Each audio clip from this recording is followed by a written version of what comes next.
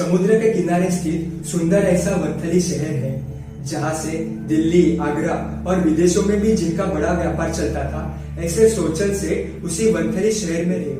इनके बड़े बड़े जहाज थे जिनसे विदेशों में माल की लेन देन होती थी। सेठ बड़े ही धर्मनिष्ठ और व्यवहारिक थे। वहाँ के ठाकुर भी अपना पैसा सेठ के पास जमाबंदी के तौर पर रखते थे और बदले में सेठ उन्हें ब्याज देते थे। एक दिन सेठ के घर दुर्भाग्य ने दस्तक दी। सेठ के 12 से अधिक बड़े बड़े जहाज समुद्र के तूफान में डूब गए, जिससे सेठ को भारी नुकसान हुआ। सेठ ने वंथली शहर के लोगों से बहुत बड़ी मात्रा में पैसा उधार के तौर पर लिया था, लेकिन उससे भी कई गुना ज्यादा सेठ का कारोबार था। जैसे ही गांव में यह बात फैली कि सेठ के जहाज डूबने के कारण उन्हें आर्थिक नुकसान हुआ है, वैसे ही सभी लेनदार सेठ के पास आने लगे और अपना दिया हुआ धन ब्याज के तौर पर वह वापस मांगने लगे। इतना भारी नुकसान होने पर भी सेठ ने बिना किसी नोकझोंक किए सभी लेनदारों के पैसे चुकते कर रहे थे। सोचन सेठ ने अपनी सारी संपत्ति, जमीन जायदाद, यहाँ तक कि पियर का सोना बेचकर भी सभी लेनदारों के पैसे चुकते कर रहे थे। फिर भी थोड़े लेनदार बाकी रह गए। सेठ के पास अब रहने के घर के सिवा अब कुछ भी बचा नहीं था। तब आश्वासन देने हेतु सेठ के मुनीम जी उनके पास आए और कहा कि अहमदाबाद के सोमचंद सेठ बड़े ही सज्जनशील, उदार और वक्त पर काम आने वाले ऐसे सुश्रावक है। क्यों ना हम उनकी मदद लेके सभी लेनदारों के पैसे चुकते करें। सोमचंद सेठ ने तुरंत सोमचंद सेठ को पत्र लिखा कि मैं आर्थिक विकट परेशानी में हूँ। मेरी मदद करने के लिए आपसे निवेदन करता हूँ कि मुझे आप थोड़े पैसे उधार दे सके तो मैं शरीर की चमड़ी उधेड़ करके भी वो अदा करूंगा। नीचे हस्ताक्षर का जब समय आया, सेठ के आंखों में आंसू आए।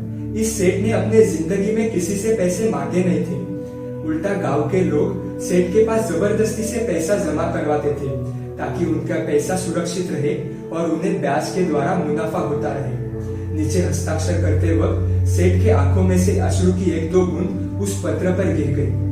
वह पत्र मुनीम जी ने लिया और आधी रात को ही ठेठ वंथली से अहमदाबाद का सफर तय करके सोमचंद सेठ के घर पहुंचे। इससे पहले कभी भी सोमचंद सेठ और सोमचंद सेठ का आपस में कुछ विवाद हुआ नहीं था। फिर भी सोमचंद सेठ ने वह पत्र पढ़ा, नीचे अश्रु की बूंदें देखी और परिस्थिति को पूरी तरह समझते हुए सोमचंद सेठ के मुनीम जी को 1 लाख रुपए अदा किए। वह पत्र पैसे दिए इस एवज में प्रूफ के तौर पर रखने बजाय सोमचंद सेठ ने उसे फाड़ दिया। इधर सोमचंद सेठ ने इस 1 लाख रुपए से सभी लेनदारों के पैसे चुकते किए। दूसरे दिन सुबह मानो प्रभु की कृपा ही बरसी। समुद्र किनारे से भागता हुआ एक आदमी सोमचंद सेठ के पास आया और कहा कि 12 के 12 सभी जहाज वापस आ गए हैं। जहाज नाविकों ने बताया कि विदेश से लौटते समय समुद्र में बहुत बड़ा तूफान मिला, तो विदेश के ही एक शहर में शहर के किनारे पर सभी जहाज रुकवाए और जैसे ही तूफान शांत हो गया हम वापस वंथली पहुंचे। विदेश से आया हुआ उस माल की बाजार में बहुत बड़ी मात्रा में डिमांड रही, जिससे सेठ को काफी मुनाफा हुआ। फिर भी सेठ शांति से बैठे बिना तुरंत घोड़े आदि लेके अहमदाबाद सोमचंद सेठ के पास पहुंचे और उन्हें 1 लाख रुपए और उस पर का ब्याज अदा कर रहे थे। लेकिन सोमचंद सेठ लेने को तैयार नहीं और सोमचंद सेठ देने के जिद पर अड़े। दोनों के बीच शाम तक बहस चलती रही। अंततः अहमदाबाद के वडीलों के मीटिंग में यह फैसला सुनाया गया कि 1 लाख रुपए और उस पर का ब्याज सोमचंद सेठ का और 1 लाख रुपए और उस पर का ब्याज सोमचंद सेठ का। इस तरह दोनों के पैसे मिलाकर शत्रुंजय तीर्थ पर जिन मंदिर का निर्माण होगा। बाद में फैसले के अनुसार दोनों के पैसे मिलाकर शत्रुंजय तीर्थ पर भव्याति भव्य और सबसे ऊंचा ऐसे जिन मंदिर का निर्माण हुआ, जो आज 9 टूंक में से एक टूंक मानी जाती है। वह टूंक सवासोमा की टूंक से भी प्रसिद्ध है।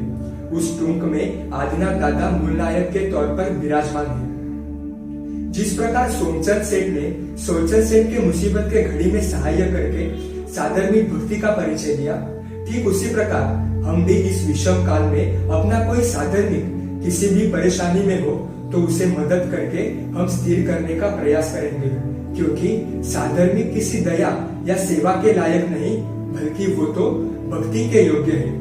इसलिए हम जरूर साधर्मिक भक्ति करें। जिन आज्ञा विरुद्ध कुछ भी कहा हो तो मिच्छामि दुक्कडम।